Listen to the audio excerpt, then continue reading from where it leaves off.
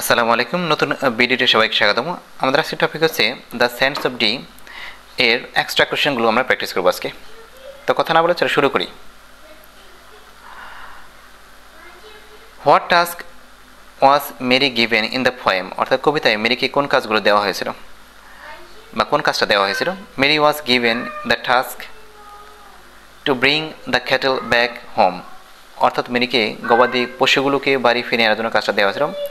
Across the sands of D, D নদীর বালুচর পার হয়ে। This task shows, এই কাজটা দেখায় শি ওয়াজ রেসপন্সিবল, সে ছিল খুবই দায়িত্বশীল, অ্যান্ড ব্রেভ এবং সাহসী।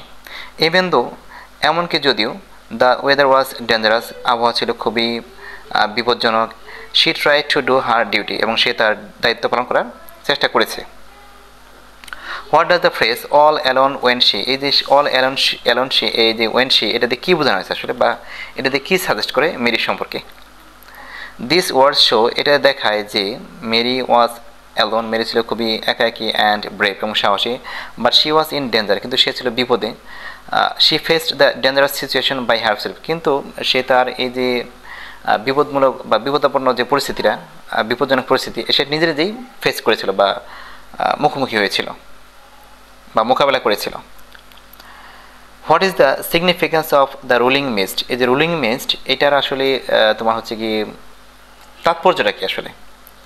তো তোমাদের একটা কথা বলি যে কবিতায় কিছু বিষয় আছে যেগুলো সিম্বলিক হিসেবে ব্যবহার করে, যেমন ধরো কুয়াশা, এটাকে বিপদের চিহ্ন ধরা হয়। আবার ধরো সন্ধ্যা, এটা বিপদের চিহ্ন ধরা হয়। আবার যদি আমরা বলি রাইজিং সান বা উদীয়মান সূর্য, এটা আশা আকাঙ্ক্ষার প্রতীক ধরা হয়। তো এখানে রুলিং মিস্ট আসলে ধরা হচ্ছে বিপদের প্রতীক। The mist makes everything look frightening, এই যে কুয়াশা, এটা কী করে সব কিছুকে ভীতিকর করে তোলে, মানে ফ্রাইটেনিং করে তোলে, মানে ভয় ভীতিকর, অ্যান্ড মিস্ট্রিয়াস এবং রহস্যজনক। কারণ আমরা জানি যখন কুয়াশা হয়, খুব ঘন কুয়াশা হলে সামনে কী আছে আমরা জানি না, এবং সেটা একটা ভয়ের সৃষ্টি করে এবং রহস্যর সৃষ্টি করে। It makes it hard to see, মানে এটা দেখা, কোনো জিনিসকে দেখা কঠিন করে তোলে। অ্যান্ড শোস দ্যাট, এবং দেখায় যে মেরি ওয়াজ হেল্পলেস, মেরি ছিল অসহায়। অর্থাৎ রুলিং মিস্ট এটাও দেখায় যে মেরি ছিল কি অসহায়।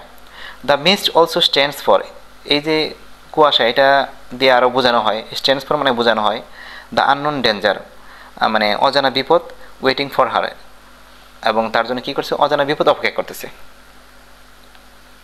What lingering effect does Mary's voice, বলছে কোন দীর্ঘস্থায়ী প্রভাব মেরিস কণ্ঠস্বর হ্যাভ আফটার হার ডেথ, মানে তার মৃত্যুর পরে রয়ে গেছে, মানে তার যে মৃত্যুর পরে আমরা কণ্ঠস্বরটা শুনতে পাই, এটা আসলে কী দীর্ঘস্থায়ী প্রভাব ফেলে। The boatman said he could still hear Mary's voice, যে নৌকার মাঝি বলে যে সে এখনও মেরির কণ্ঠস্বর শুনতে পায়। কলিং দ্য ক্যাটেল হোম, এই যে গরু বা গবাদি পশুগুলো নিয়ে আসো, বাড়ি নিয়ে আসো। দিস ঘোস্টলি ভয়েস, এই যে ভৌতিক একটা কণ্ঠস্বর, শোজ হার, যে তার দেখায় যে sad and unfinished duty,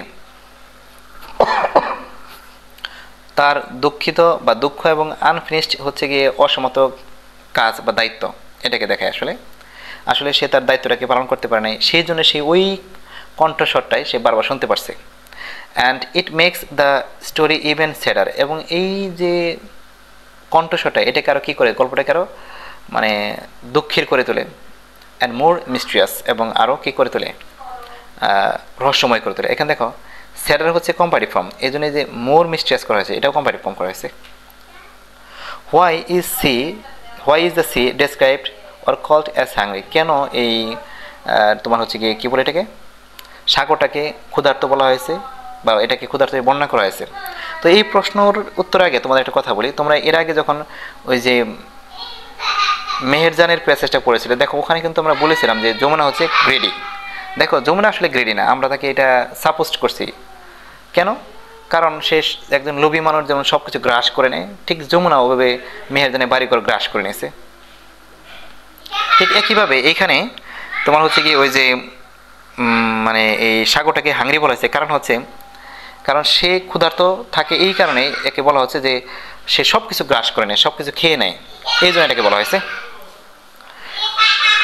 the sea is called hungry, এই যে মানে তোমার সাগরটাকে হাংরি বলা হয়েছে ফর লস্ট পিপল, লোকজন হারিয়ে জন্য।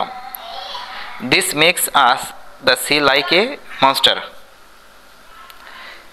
এটা আমাদেরকে this makes us the sea like a monster, এটা আমাদেরকে বোঝায় যে আসলে যে সাগরটা হচ্ছে কিসের মতো, দৈত্যের মতো। That it's lives without caring, এবং কোনো কিছু পরোয়া না করে সব কিছু খেয়ে নেয়। সব এই লাইফ মানে এখানে জীবন, লিভস না কিন্তু এটা হচ্ছে লাইফস, লাইফের plural. It shows how dangerous and heartless nature can be, এটা আরও দেখা যে প্রকৃতি কতটা ভয়ঙ্কর হতে পারে এবং কতটা হৃদয়হীন হতে পারে। How does the poem portray the relationship between humans and nature, এই কবিতা কীভাবে বর্ণনা করে, পোর্ট্রে মানে বর্ণনা করা, যে মানুষ এবং প্রকৃতির মধ্যে সম্পর্কটা কীভাবে তুলে ধরে। The poet shows nature as strong and uncaring, বলছে যে প্রকৃতি হচ্ছে কি শক্তিশালী এবং বেপরোয়া, সামটাইমস ইভেন ডেঞ্জারাস, মাঝে মাঝে কি এমনকি বিপদাপন্ন হতে পারে বা বিপজ্জনক হতে পারে টু পিপল, মানুষের কাছে। মেরিস স্টোরি টেলস আস, মেরির যে গল্পটা, এই গল্পটা আমাদেরকে বলে how weak humans are against nature's power, অর্থাৎ বলছে যে মানুষ কতটা অসহায় বা দুর্বল এই প্রকৃতির শক্তির কাছে।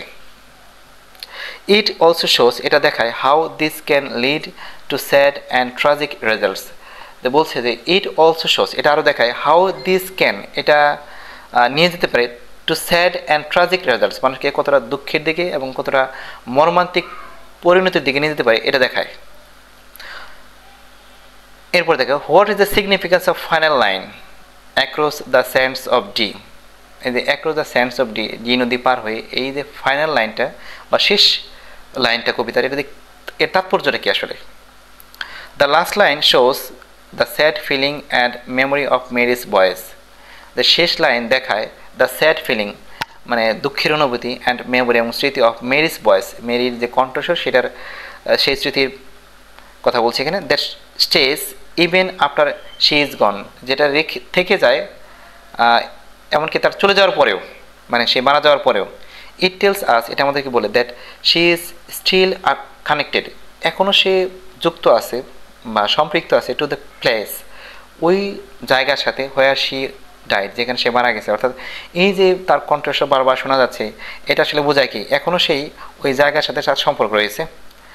দিস রিপিটেশন মেক্স, এই যে পুনরাবৃত্তি, এটা মেক্স দ্য রিডার ফিল, এটা তার পাঠকদেরকে অনুভব করায়। দেখো মেক্স হচ্ছে একটা পজিটিভ ভার্ব, এটা কাউকে দিয়ে কোনো কিছু করানোর ক্ষেত্রে আমরা ব্যবহার করি। This repetition makes the reader feel, অর্থাৎ এই যে রিপিটেশন করা হয়েছে বা রিপিট করা হয়েছে, এটা দিয়ে পাঠকদেরকে অনুভব করায় the sadness and loss more clearly, এই যে দুঃখ এবং ক্ষতি এটা আরও স্পষ্টভাবে আমাদেরকে অনুভব করে, আমরা যারা পাঠক আছে তাদেরকে এটা অনুভব করায়। তো এই ছিল এখানকার সব থেকে ইম্পর্টেন্ট কোশ্চেনগুলো এবং তার অ্যান্সার। তো তোমরা যদি এটা যদি খুব ভালো করে প্র্যাকটিস করো এবং বারবার এগুলো পড়ো এবং নোট করে রাখো, ইনশাল্লাহ তোমাদের কোনো সমস্যা থাকবে না আশা করি। তারপরে যদি কোনো সমস্যা তোমরা ফিল করো তাহলে আমাকে অবশ্যই কমেন্ট করে জানাবে, আমি তোমাদেরকে সেগুলি রিপ্লাই দেওয়ার চেষ্টা করব। তো আজ এ পর্যন্তই, সবাই ভালো থেকো, আল্লাহ হাফেজ।